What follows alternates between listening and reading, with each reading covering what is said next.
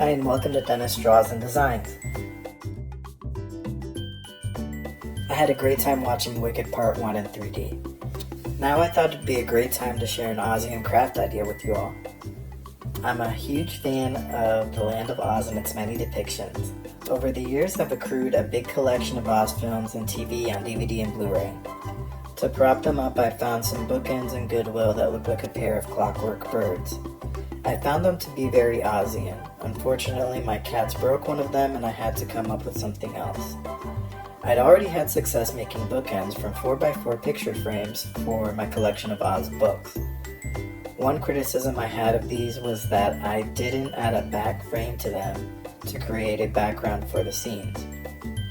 I decided to make something similar for my movies, but this time I would enclose each side with a back frame. One side would be good, with the Scarecrow, Dorothy, Toto, and Glinda of course.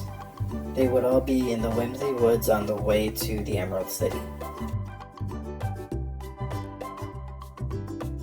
The opposite would showcase the Wicked side, featuring the Lion, Tin Man, and Elphaba in the Haunted Forest, complete with evil gnomes and the witch's castle off in the distance.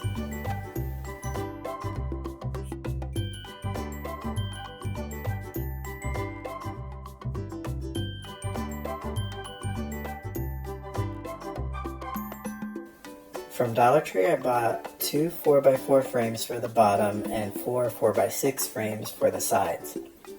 I also purchased a sheet of shiny star stickers, a leafy garland, and various flower picks from the garden section. From the toy section I got square, green, and gray Lego bases. Also 3 of the trees, a bag of mushrooms, a tree-hung lantern, a wooden signpost, and a stone gateway from their fairy garden collection. To populate my scenes, I used McDonald's premium Wizard of Oz figures, complete with Yellow Brick Road. Also from Dollar Tree, I got a plastic ornament globe, bumblebee lights, a bag of stones, a bag of gravel, toothpicks, a bottle of eyeliner, a bag of Spanish moss, and a monster action figure.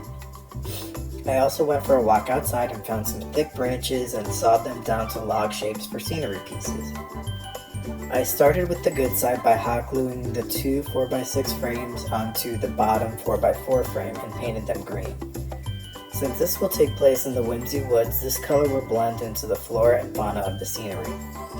Then I wrapped the leafy garland around the frames. I placed the green square Lego base into the floor frame and it fit perfectly, so I hot glued it in. I then added one of the fairy trees and half of the Yellow Brick Road pieces that came with the McDonald's figures. Then I added the mushrooms, some of the flower picks, and the figures of Dorothy, Toto, and Scarecrow.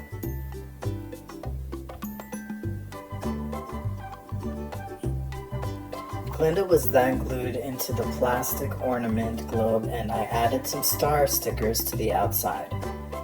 I hot glued the bubble to the top corner of the good scene.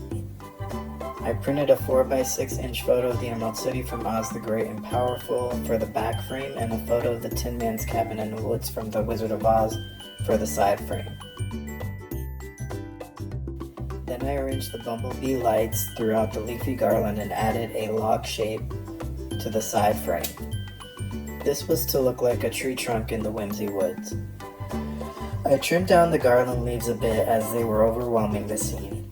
I'd later use the trimmings from them to cover the battery pack of the bumblebee lights.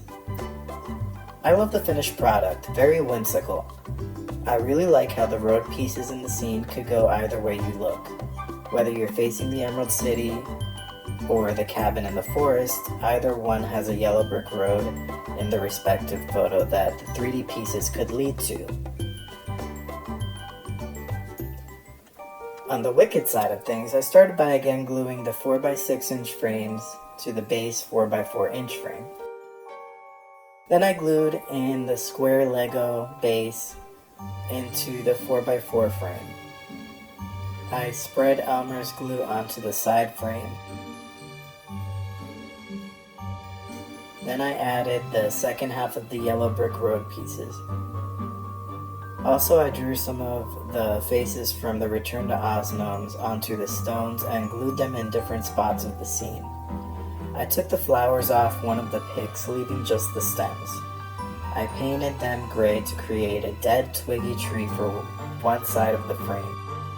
I also added some Spanish moss to some spots.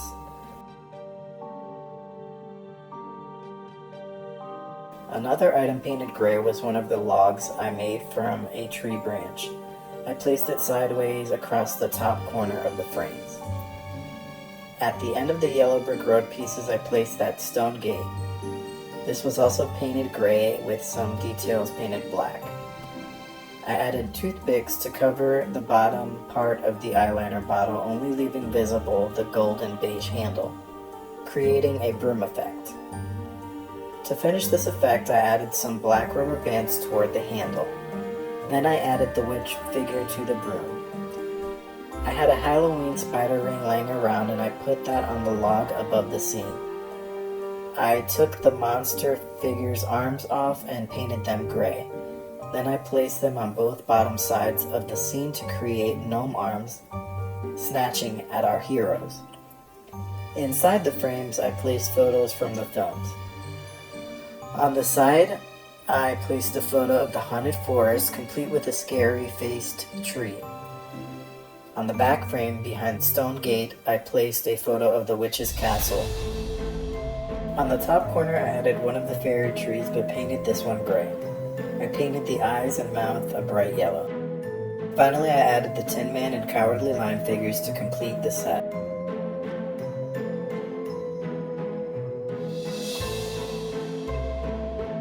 So there you have it, folks, my good and wicked bookends displaying what I love about this series of books and movies. It has equal parts whimsy and horror, and I'm a fan of both.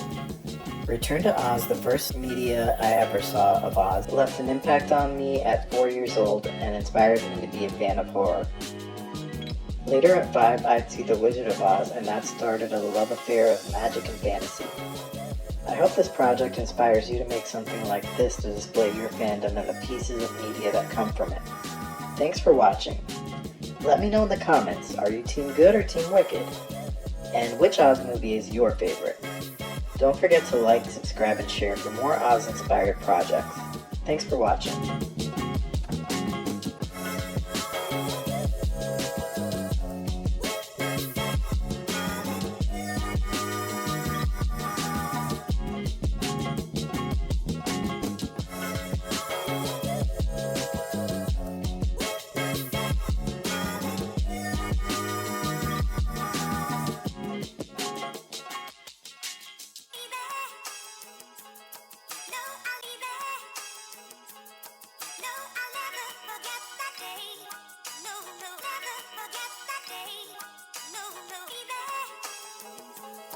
No, I'll leave it.